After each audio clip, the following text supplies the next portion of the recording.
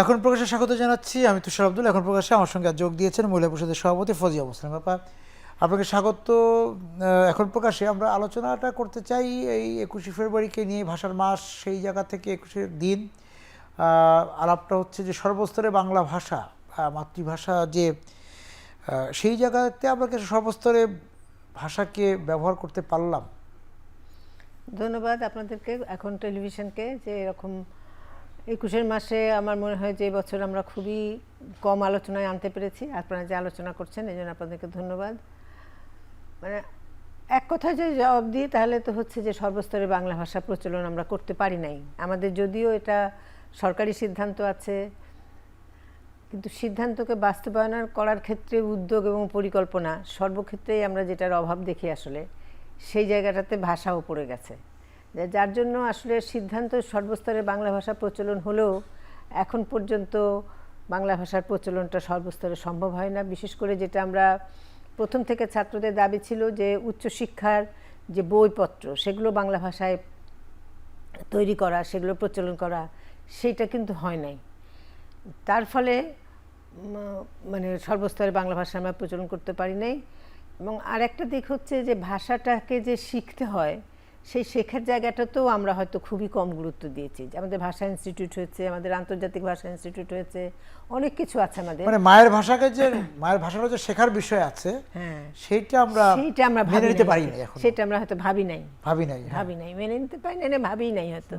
যার জন্য দেখবেন যে এখন বাংলা যে লিখছি আমরা যে সোশ্যাল মিডিয়াতে বিভিন্ন পোস্টে বাংলা লিখি, সেই বাংলাটাও তো কিন্তু না শুদ্ধ বাংলা না অশুদ্ধ বাংলা, কি বাংলা আমরা লিখি সেটা আমরা বুঝতে পারি না। আসলে অনেক ক্ষেত্রে বোঝাই যায় না। এটা হয়তো হতে পারে যে আমাদের প্রাচীনপন্থী আমরা, আমাদের কাছে হয়তো সেটা মনে হচ্ছে, কিন্তু আসলে বাস্তবতা এটা। এবং এই যে আমরা প্রাথমিক থেকেই তো শিক্ষা শুরু, সেখানেও তো এখন দেখা যাচ্ছে নানা মিশ্রণের শিক্ষা পদ্ধতি। সেই জায়গায় এসেও তো বাংলা একটু অবহেলায় পড়ে গেল। অবশ্যই, যেটা আসলে বাংলাদেশের স্বাধীনতার আগে শিক্ষা আন্দোলনের মূল দাবি ছিল যে একমুখী একটা শিক্ষা, সার্বজনীন শিক্ষা। কিন্তু এই যে একমুখী শিক্ষা, সার্বজনীন শিক্ষা আমরা বলছি, এইটাকে যে ডিফাইন করা, এইটাকে যে এটার বাস্তব চেহারাটা কেমন হবে সেই রূপ দেওয়ার জায়গাতে কিন্তু আমরা মনে হয় কোনো হাত দিই নাই। যার জন্য আমাদের শিক্ষাটাকে আমরা দেখেন অনেক জায়গাতে আমরা বলতে শুনি যে বাংলা বর্ণ পরিচয় খুব কঠিন, ইংরেজি অক্ষর চেনা সহজ। এটা তো আজকালকার মা বাবাদের কাছ থেকে প্রায়ই শুনতে পাই যে বাংলা শেখার দরকার নেই, ইংরেজিটাই শেখো, বাংলা কঠিন, বাংলা কঠিন। আমার ভাষা সেটাই আমার কাছে কঠিন লাগছে। তারপরে আমরা যে ধর্মীয় শিক্ষা যেসব প্রতিষ্ঠানে দেখা হচ্ছে সেখানে আরবি শেখানো হচ্ছে, যেখানে কিন্ডারগার্টেন স্কুলগুলোতে একমুখী শিক্ষা না হওয়ার ফলে প্রাথমিক শিক্ষাটা বিভিন্ন ধরনের হওয়ার ফলে একটা ছেলেকে, একটা বাচ্চাকে, একটা শিশুকে যখন তিনটা ভাষা তার সামনে উপস্থিত করা হয় তখন যে ভাষাটা সহজ সেই ভাষাটা শিখতে চায়। এবং সেটা তো হতে পারে যে সহজটা হচ্ছে আমি কিভাবে উপস্থাপন করছি তার উপর নির্ভর করে সহজ না কঠিন। সেখানে যে শিক্ষক বা যিনি শিখাচ্ছেন বা অভিভাবক, তাদের যদি একটা কনসেপশন না থাকে যে আমার এটা বাংলা ভাষা, বাংলা আমার মাতৃভাষা, বাংলা ভাষার জন্য আমরা স্বাধীনতা অর্জন করেছি, বাংলা ভাষার জন্য বাংলাদেশ প্রতিষ্ঠিত হয়েছে, এই জায়গা থেকে যদি আমরা না ভাবি তাহলে তো আমরা ওইটা শেখাতে উৎসাহিত হব না। এবং সেটাই হয়েছে আসলে। এবং আমরা যদি দেখি যে আমরা রাস্তা দিয়ে চলার পথে বা বিভিন্ন জায়গায় ঘোরাফেরার সময় আমরা কিন্তু দেখি যে আগে আমাদের বিপণী বিতানগুলো বা বিভিন্ন কিছু নামের মধ্যে কিন্তু এটা বাংলার ব্যাপারটা ছিল। বাংলা তো শুধুমাত্র ভাষা না, সংস্কৃতিরও ব্যাপার ছিল। এখন কিন্তু সেটা নাই, যে বা রাষ্ট্রীয় অনুষ্ঠানগুলো বা বেসরকারি এনজিওর অনুষ্ঠানগুলোতে সবাই বাঙালিরা বসে আছেন, বাংলাদেশিরা বসে আছেন, সেখানে ইংরেজি ব্যানার, ইংরেজি সাইনবোর্ড, এইটা তো কীভাবে মেনে নেওয়া যায়? আমার মনে আছে মানে ধরেন 80-র দশকেও যখন অন্য দেশ থেকে কেউ আসতেন, বিশেষ করে পশ্চিমবঙ্গ থেকে যারা আসতেন, তারা খুব আপ্লুত হয়ে যেতেন বাংলাদেশে এসে। কারণ হচ্ছে যে বাংলাদেশের প্রত্যেকটা দোকানে বাংলা লেখা সাইনবোর্ড ঝুলছে। হ্যাঁ, একসময় তো বলা হয়েছিল যে বাংলা সাইনবোর্ড বাধ্যতামূলক ছিল, কাজে সেটা করা হতো। তারপর আরেকটা জায়গায় আমি দেখি যে আমাদের ছেলে মেয়েদের নাম আমরা যেরকম রেখেছি, পরবর্তী জন্মের আমাদের নাতি নাতনিদের নাম কিন্তু সেরকম হচ্ছে না, তাদের নাম তো ভিন্ন ভাষায় হচ্ছে। এই যে একটা আমার মনে হয় যে সংস্কৃতির একটা পরিবর্তন না, এটা সংস্কৃতির অনুপ্রবেশ আমি বলতে চাই। এই যে সংস্কৃতির একটা অনুপ্রবেশ হয়েছে, এই অনুপ্রবেশটা কিন্তু আমাকে বাংলা সংস্কৃতি থেকে দূরে ক্রমান্বয়ে সরিয়ে দিচ্ছে। সেই জায়গাটাতে আমি খুব সচেতনভাবে যদি রিয়্যাক্ট না করি, তাহলে পরে কিন্তু এটা আমাদের ভবিষ্যতের জন্য নানা ধরনের সংকট তৈরি করবে। এবং যে সংকটটার কিছু দৃশ্য আমরা এখন দেখতে পাচ্ছি, সেটা আমি এখনই হয়তো বিস্তারিত আলোচনা করতে চাচ্ছি না, কিন্তু এটা আমরা দেখতে পাচ্ছি। এই যে মানে বাংলা ভাষাটা তো শুধু ভাষা না, এটা একটা সংস্কৃতি, এটা হচ্ছে একটা আচরণ বিধি, এটা হচ্ছে একটা আনুগত্য, এটা হচ্ছে আত্মনিয়ন্ত্রণ, আত্মবিকাশ, অনেক কিছুই ভাষার আন্দোলনের সাথে জড়িয়ে আছে। সেই বিষয়গুলোকে আমরা চর্চা করছি না। আমরা মনে করেছি যে স্বাধীনতার সাথে সাথে এই বিষয়ে চর্চা, এবং আমরা ফেব্রুয়ারি বলতে শুধুমাত্র বইমেলা কেন্দ্রিক ফেব্রুয়ারিটাকে রেখে দিয়েছি। হয়তো শহীদ মিনার, বইমেলা, এর বাইরের তাকে আর বেদি থেকে আর বেশি দূরে নেই না। এর সেটাও আসলে আমরা ক্রমান্বয়ে বিষয়গুলো আসলে বদলে যাচ্ছে। আমাদের সমাজ যত আধুনিকায়ন হচ্ছে, পাশ্চাত্যের প্রভাব যত বাড়ছে, তত বোধহয় এগুলো হয়ে যাচ্ছে। আমরা ধরেন আমাদের যখন আমাদের বাচ্চারা যখন ছোট ছিল, তখন তো আমরা বাচ্চা কাচ্চা নিয়ে শহীদ মিনারে যেতে পারতাম। এখন শহীদ মিনারে এটা একটা এত আনুষ্ঠানিক বিষয় হয়ে গেছিল মাঝখানে, যে শহীদ মিনারে যাওয়াটাই একটা কঠিন হয়ে গেছিল। ধাক্কা ধাক্কি, মারপিট, তার যে একটা সৌজন্য, তার যে একটা শ্রদ্ধাবোধ, সেই জায়গাটা হারায় যাচ্ছিল। সেখান থেকে আমার মনে হয় যদি আমরা এরকম আবার ফিরে যাই, প্রভাত ফেরিতে ফিরে যাই, এলাকায় এলাকায় করি, তাহলে আমার মনে হয় শহীদ মিনারে, মেন শহীদ মিনারে যাওয়ার ভিড়টাও যেমন কমবে, তেমনি এলাকাগুলোতে আমরা মানে 21শে ফেব্রুয়ারিকে নিয়ে যেতে পারবো। যে প্রত্যেক পাড়ায় যদি আমরা একটা শহীদ মিনার করলাম, সেখানে পাড়ার সবাইকে নিয়ে আমরা কমিউনিটির মধ্যে দিয়ে শহীদ মিনার 21শে ফেব্রুয়ারিটাকে নিয়ে আসার চেষ্টা করা দরকার। আলোচনা সভা করলাম, সাংস্কৃতিক অনুষ্ঠান করলাম পাড়ায় পাড়ায়, তাহলে আমার মনে হয় যে জিনিসটা আবার আমরা ফিরিয়ে নিয়ে আসতে পারবো। আপনি মাঝে পাশ্চাত্য শব্দটা ব্যবহার করেছেন। তা পাশ্চাত্যের যে সংস্কৃতি, পাশ্চাত্যের যে রাষ্ট্রগুলো আছে, যে জাতিগোষ্ঠী, তাদেরকে কিন্তু তাদের ভাষা, তাদের সংস্কৃতি, তাদের ঐতিহ্য, তাদের স্বাধীনতা সংগ্রামের ইতিহাসের বিষয়ে এতটা হেয়ালিপনা করতে আমরা দেখি না।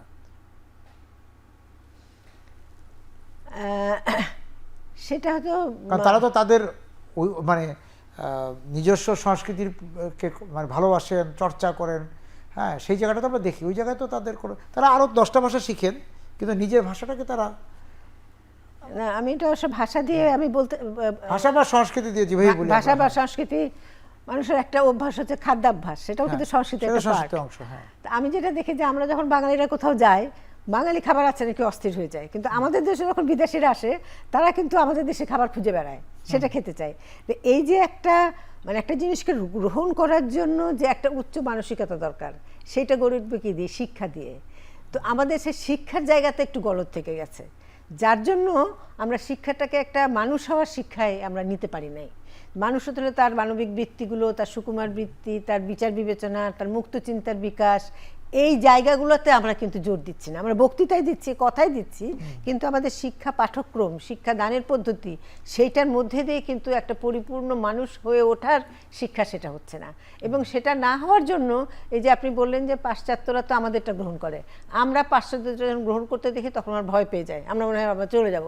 কিন্তু রবীন্দ্রনাথ বলে গেছেন, দেবে আর নিবে, মিলাবে মিলেবে। এটা দেওয়া নেওয়ার যে একটা আছে, এবং মেলা নিজেরা যে পারস্পরিক মিলনের একটা জায়গা আছে, সেই জায়গাটা তো আমরা ধারণ করি না বা চর্চা করি না। সেই জায়গায় আমাদের ভয় কাজ করে, কারণ আমাদের নিজেদের প্রতি বিশ্বাসের একটা ঘাটতি আছে। আমরা ওই যে বলছিলাম বারবার সংস্কৃতির কথা, কিন্তু সংস্কৃতি চর্চার কি অবস্থা এখন? আমরা ধরেন যে সাংস্কৃতিক সংগঠনগুলো ছিল, তারাও তো আমাদের বাঙালি বা বাংলাদেশি সংস্কৃতিটা চর্চা করতেন। শুধুমাত্র ফেব্রুয়ারি মাসেই তো না, সারা বছর চর্চার বিষয়, সেটা বিজয়ের মাস হোক, সেটা স্বাধীনতার মাস হোক, বা বর্ষবরণের মাস হোক বা সময় হোক, সেই জায়গাটা কি আমাদের সেখানেও কমতি হলো কিনা, কমতি দেখতে পান কিনা? সেখানে কমতি হলো আমার মনে হয় যে সার্বিক পরিস্থিতির কারণে কমতি হলো। আপনারা নিশ্চয়ই দেখেছেন যে আমরা সাম্প্রতিককালে গান নৃত্য করার চর্চা বা গানের চর্চা বা গানের অনুষ্ঠান করা, এগুলো করার ক্ষেত্রে অনেক ধরনের মব ভায়োলেন্স, অনেক ধরনের বাধা বিপত্তি, অনেক ধরনের তত্ত্ব ইত্যাদি হাজির করা হচ্ছে। সেটার ফলে সাম্প্রতিক সময়ে এটা চর্চাটা খুবই কমে গেছে। তবে ধরেন যে তার আগে তো এটা ছিল, তার আগে ছিল মানে এই যে আমাদের পয়লা বৈশাখের অনুষ্ঠান, এই পয়লা বৈশাখের অনুষ্ঠানটাকে বন্ধ করার জন্য অনেক চেষ্টা করা হয়েছে, সেখানে গ্রেনেড হামলা থেকে শুরু করে নানা ধরনের ব্যবস্থা নেওয়া হয়েছে, কিন্তু তারপরেও কিন্তু মানুষ এই সংস্কৃতির জায়গাটায় এখনো পর্যন্ত একটু সচেতনভাবে এটা প্রতিরোধ করার চেষ্টা করে। যে ছায়ানট অফিসে যে হামলা হলো, ছায়ানট অফিসের হামলার পরে কিন্তু কোনো কথা ছাড়াই মানে ঢাকা শহরের প্রচুর মানুষ সেখানে সমবেত হলো প্রতিবাদ জানাতে। কাজে ওই জায়গাটাতে আবার একটু আমার মনে হয় শক্তি এখনো আছে আর কি। সেই শক্তিটাকে আমার এই শিক্ষার মধ্যে দিয়ে, সেই শক্তিটাকে আলোচনার মধ্যে দিয়ে, মুক্ত চিন্তার বিকাশের মধ্যে দিয়ে সেই শক্তিটাকে বিকশিত করতে হবে। না হলে আমার যে মানে বাঙালি সংস্কৃতি মানে কি মানবিক সংস্কৃতিকে আমি মানে ধারণ করতে পারবো না, সেটাকে আমি ধরে রাখতে পারবো না। এবং মানবিক সংস্কৃতি বলতে কিন্তু সেই বাউল থেকে শুরু করে এখনকার পাশ্চাত্য সংস্কৃতি সবের মধ্যেই কিন্তু মানবিক সংস্কৃতি আছে। কাজে মানবিক সংস্কৃতিটাকে ধারণ করা, এটাই আমার মনে হয় যে আমাদের মূল একটা জায়গায় পৌঁছাতে হবে আমাদেরকে জাতি। আমাদের এবার ভোটে নারী একটি বড় ইস্যু ছিল ভোটের রাজনীতিতে, কিন্তু আমরা ভাষায় কথা বলছি, ভাষার দিনে কথা 21শে ফেব্রুয়ারিতে কথা বলছি, সেখানে আমাদের নারী ভাষা সংগ্রামীরা যেভাবে কাজ করেছিলেন 21শে মানে 48 থেকে 47 থেকে 52 পর্যন্ত, এবং আমরা যে মানে এখনকার যে তরুণ প্রজন্ম আছে তারা 24কে নিয়ে অনেক গর্ব করে, 24শে জুলাইকে নিয়ে, সেখানে আমরা মেয়েদেরকে দেখেছি নেমে আসতে। কিন্তু পরবর্তীতে আপনার কাছে কী মনে হয় যে যখনই রাষ্ট্রীয় জীবন সামাজিক জীবনে আসি সেখানেও কিন্তু সংস্কৃতির একটা বড় নেতৃত্ব দেন নারীরা, সেখানে আমরা তাদেরকে কতটা নেতৃত্বে রাখি বা রাখতে চাই? না, সেটা একটা আমি বোধহয় শেষে প্রথম কথাটা বলে ফেলছি কিনা, আমাদের রাজনৈতিক সংস্কৃতিতে এখনও পিতৃতান্ত্রিকতাটা হচ্ছে মূলধারা, এবং পিতৃতান্ত্রিকতা যতদিন থাকবে ততদিন কিন্তু নারী বারবার আসবে, বারবার হারিয়ে যাবে। সেই জায়গাটাই আমাদের রাজনীতিতে ঘুরে ফিরে ঘুরতে। আমরা ভাষার আন্দোলনের কথাও যদি বলি, যে ভাষার আন্দোলনে মহিলাদের যে অবদান ছিল সেটার কোনো ইতিহাস তো আমরা রাখি নাই। আমরা মুক্তিযুদ্ধে নারীর যে অবদান সেটার ইতিহাস রাখি নাই। 90-এ যদি আপনারা বলেন, 24-এ তো এখন সাম্প্রতিককালে বলে বারবার 24-এর মেয়েরা বলতেছে কথা, এবং তারপরে দেখেন যে 24-এর যে আন্দোলনে মেয়েরা আসলো তারা কত বড় প্রতারিত হলো। তারা আসলো একটা একনায়কত্ব উচ্ছেদের জন্য আন্দোলন করতে আসলো, কিন্তু পরবর্তী দেখা গেল যে এই আন্দোলনের যারা নেতৃত্ব দিত তার মধ্যে ছেলেরা অধিকাংশ একটা রাজনৈতিক ছত্রছায়ায় চলে গেল, যেটা একটা নারী বিরোধী রাজনৈতিক ছত্রছায়া। কাজে এই যে একটা প্রতারণা, এই যে একটা নারীকে ব্যবহার করার এবং নারী বিরোধী আদর্শকে ব্যবহার করার যে প্রবণতা রাজনীতির মধ্যে আছে, সেটার ফলে নারীর পক্ষে আগানো কঠিন হচ্ছে। কিন্তু আসার জায়গায় এটা নারী কিন্তু সেটা বুঝেছে এবং নারী কিন্তু সেটা ছাড়ে নাই। এই পিরিয়ডে দেখেন যে এই সাম্প্রতিক সময়ে এবারের নির্বাচনে মানে সবাই নারী নিয়ে আলোচনা করেছেন, এইটা নারী বিরোধী হোক, নারীর পক্ষেই হোক, এবং নারীরা তার জবাব দিয়েছে। হ্যাঁ, তারা সরাসরি ভোটে অংশ নেওয়ার হয়তো মনোনয়ন কম পেয়েছে, তাদেরকে ভোটার হিসেবে তারা একটা স্বীকৃতি পেয়েছে। ভোটার হিসেবে সবাই কিন্তু ভোটার হিসেবে এবং জাতীয় অগ্রগতির এজেন্ডাতে নারীর ইস্যুটাকে যুক্ত করা, এই দুইটা জায়গায় কিন্তু একটা নারী আন্দোলনের একটা মানে কারা জয়ী হবেন ভোটের মাঠে, সেখানে নারীদের কাছে তাদের করতে হয়েছে যে নারী ভোট যার দিকে যাবে সে সরকার গঠন করবে। অনেকে তো বলে দেখেন যে আগামীর ভবিষ্যৎ মানে পৃথিবীর ভবিষ্যতে নির্ভর করবে নারীর অগ্রগতি এবং প্রযুক্তিকে কিভাবে আপনি মানবিক করলেন, প্রযুক্তির মানবিকতা এবং নারীর অধিকার প্রতিষ্ঠা। প্রযুক্তির চোখটা মানবিক চোখ হতে হবে, নারীর অধিকারটা মানবিক অধিকার হতে হবে। এই জায়গায় এটা অনেক আগে জাতিসংঘে যখন গুতেরেস যখন দায়িত্ব নিলেন, উনি একটা বক্তৃতায় বলেছিলেন যে 1800 শতাব্দী ছিল দাসপ্রথা বিরোধী আন্দোলনের, তারপর হলো ঔপনিবেশিক প্রথা আন্দোলনের, এখন হবে সমতার পৃথিবী প্রতিষ্ঠার আন্দোলন। সেই সমতার পৃথিবী প্রতিষ্ঠার আন্দোলনে নারীকে তো বাদ দিয়ে হবে না। এবং যেহেতু আমার আজকে প্রযুক্তি নতুনভাবে মানব জীবনকে পরিচালনা করছে, কাজে প্রযুক্তিকেও মানব জীবনের সাথে মিলাই। আমরা যদি মনে করি 97 বা 96, 1996 বেইজিংয়ে কিন্তু বেইজিং থেকে বলা হয়েছিল যে নারীর চোখে বিশ্ব দেখুন। হ্যাঁ, সিরিয়াতে না 99-তে বলেছে নারীর চোখে বিশ্ব, সেই যে দেখতে বলা হয়েছে, কিন্তু তারপরেও কিন্তু আমরা দেখাটা শিখলাম না, দেখার চেষ্টাটা সেভাবে করছি না, সারা পৃথিবী জুড়েই হয়তো করছি না, সারা পৃথিবী জুড়েই করছি না। কারণ আসলে আমরা বাংলাদেশ মহিলা পরিষদ 1980 সালে যখন প্রথম নারীর প্রতি সহিংসতার বিরুদ্ধে বলতে শুরু করলাম, তখন সবাই বললো যে কতগুলো মেয়ে ইউনিভার্সিটি থেকে বার হয়ে আসছে, এসে বাড়ির কথা বাইরে নিয়ে চলে আসছে, ঘরের কথা বাইরে নিয়ে চলে আসছে।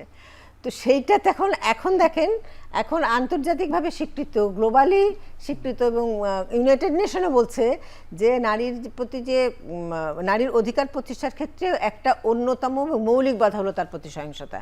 তো নারীর ভায়োলেন্সটা একটা পলিটিক্যাল ইস্যু, কিন্তু এটা কিন্তু কোনো ব্যক্তি ইস্যু না, এটা কোনো মানবিক ইস্যু না, সরি এটা কোনো পারিবারিক ইস্যু না, এটা একটা সামাজিক ইস্যু এবং রাজনৈতিক ইস্যু। তাই যে নারী মা, এই মায়ের কাছেই তো প্রথম বাংলা শেখা, মায়ের ভাষায় তো আমরা কথা বলি। সেই জায়গাতে আজকাল মাদের প্রতি শ্রদ্ধা রেখেই বলছি যে মারাও কিন্তু নিজের যে ভাষা তার চেয়ে সন্তানের মুখে অন্য ভাষা তুলে দিতে গর্ববোধ করছেন। আমি একটু আপনাকে প্রথমে আমি বলতে চাই যে নারীকে শুধু মা ভাবলে হবে না, নারী একটা মানুষ। এই সমাজের মধ্যে যে বিষয়গুলো চর্চা হচ্ছে সেই বিষয়গুলো একজন পুরুষ যেমন শিখছেন, একজন নারীও সেরকম শিখছেন, সেও বিচ্ছিন্ন না। কাজে সেই জন্য সে যে সমাজ থেকে যেটা শিখছে সেটাই তো তার সন্তানকে শেখানোর চেষ্টা করতেছে। কাজে এখানে মায়ের ব্যক্তিগতভাবে কোনো দায় নাই, মাও তো বাজারে প্রতিযোগিতা করেই টিকে থাকতেছে। সেই জন্য এখানে কিন্তু মা হিসাবে যে সব পারবে এমন কথা না, সমাজ যদি না দেয় মায়ের পক্ষেও। সেক্ষেত্রে কি আমাদের 52 পর আমাদের মুক্তিযুদ্ধ, তারপর আমরা কি মানে এই ভাষার এই যে বৈশ্বিক যে বাজার তার সঙ্গে লড়াই করতে হচ্ছে আমাদের ভাষাকে, সেখানে আমরা পেরে উঠছি না। বৈশ্বিক বাজারে আমরা কি গেছি ভাষা নিয়ে? আমি জানি না, আমার এখানটায় হয়তো আমার একটু জানা কম আছে যে আমরা বাংলা ভাষাকে, আমরা তো যাওয়ার চেষ্টাই হয়তো করিনি বা যাই না। হ্যাঁ, বাংলা ভাষাকে যে আন্তর্জাতিকভাবে স্বীকৃত, আন্তর্জাতিক ভাষা দিবস হয়েছে, কিন্তু আন্তর্জাতিক অঙ্গনে বাংলা ভাষাকে পরিচিত করার জন্য আমাদের কি ওই রকম সুনির্দিষ্ট পরিকল্পনা আছে? আমরা যখন 21শে ফেব্রুয়ারিটাকে আন্তর্জাতিক ভাষা দিবস হিসেবে স্বীকৃত করার জন্য নানা চেষ্টা মধ্যে দিয়ে ইউনেস্কো এটা করে নিয়ে আসলো।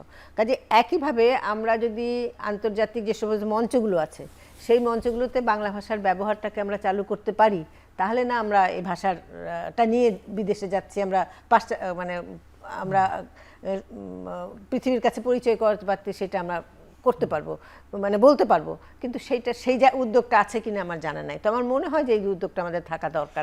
সাংস্কৃতিকভাবে তো আছে, যেমন ধরেন যে এক ধরনের ঔপনিবেশিকতার ব্যাপার আছে না, যে আপনি ভাষা ধরেন, আমরা নামগুলো যদি না বলি, অনেক ভাষা তার সংস্কৃতি তার বিনোদন শিল্প দিয়েও কিন্তু আরেকটি রাষ্ট্র আরেকটি জনসমাজের ভিতরে ঢুকে পড়ে। হ্যাঁ, আমরা জানি আমাদের প্রতিবেশী দেশ আছে, অন্যান্য বিভিন্ন দেশ আছে, তারা তাদের হয়তো একটা নাটক দিয়ে, একটা সিনেমা দিয়ে, একটা গান দিয়ে তারা চলে যাচ্ছে। সেই জায়গায় সেই চেষ্টাটা তো আমরা করি নাই, যে আমাদের সেই জায়গায় কিছু চেষ্টা আছে, একেবারে করি নাই তা তো না। দু একটা বাংলা বই তো বিভিন্ন আন্তর্জাতিক জায়গাতে দু একটা পেয়েছে। এখানে আর একটা বিষয় মনে হয় আমাদের ভাবা দরকার, যে আমাদের ভাষাটাকে সামগ্রিকভাবে বাংলা ভাষা বলে, আমাদের আদিবাসীদের যে ভাষাটা আছে সেই ভাষাটাকে সংরক্ষণ করার জায়গাটাও কিন্তু আমাদের একটু নজর দেওয়া দরকার। তা না হলে সকলের প্রতি যদি শ্রদ্ধা সম্মান, ভাষার প্রতি নৃগোষ্ঠীর ভাষা, হ্যাঁ নৃগোষ্ঠী ভাষাটাকেও আমার মনে হয় যে আমাদের মানে সংরক্ষণ বাঁচিয়ে রাখা দরকার আছে। এখন একটু আসে যে সংগঠনগুলো, আমাদের তো অনেক সংগঠন কাজ করেছে বিভিন্ন সময়, সাংস্কৃতিক সংগঠন, সামাজিক সংগঠন, তারা এই মাতৃভাষা চর্চা, 21 মুক্তিযুদ্ধ, এই জায়গার যে আন্দোলনগুলো আমরা 90 দশকে বা 00 দশকেরও গোড়ার দিকে যেরকম দেখেছি, সেই জায়গায় একটু জীবনে আসলো কিনা? আমি একটা বলতে চাই যে আমরা যখন ধরেন ছাত্র আন্দোলনের সাথে যুক্ত হয়েছি, তখন আমরা দেখেছি যে আন্দোলনকে আগে নিয়ে যাওয়ার জন্য সংস্কৃতিকে একটা বড় মাধ্যম হিসেবে দেখা হয়েছে। যেমন ধরেন সে সময় অনেক রবীন্দ্রনাথের